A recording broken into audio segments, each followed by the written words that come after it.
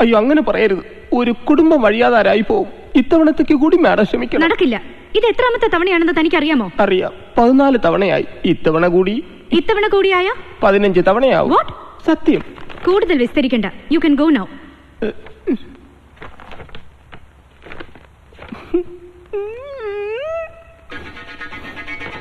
ഇതിനെക്കാളും ഭ്രാന്താകുന്നതായിരുന്നു ബെസ്റ്റ്.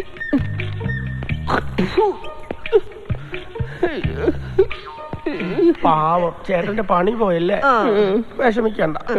ഞങ്ങൾ താമസിയാതെ ഒരു പ്രാന്താശുപത്രി തുടങ്ങുന്നുണ്ട്. അവിടെ ചേട്ടനെ അതിന്റെ MD ആക്കി നിയമിക്കാം. MD ആയിട്ട് നിന്റെ തന്തമാരെ കൊണ്ടുപോയി നിയമിക്കടാ. പാവം അത് വിശ്വസിച്ചടാ. കർത്താവേ, അടുത്ത ജന്മം ഞാൻ ഭ്രാന്തനായിട്ടും ഇവന്മാരെ അറ്റൻഡർമാരായിട്ടും ജനിപ്പിക്കണമേ.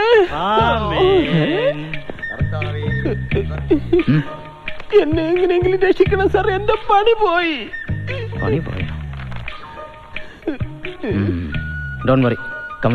സത്യമായിട്ട് ഞാൻ അങ്ങനെ ഒന്നും ചെയ്തിട്ടില്ല. അതല്ല കൂടെ വരാൻ.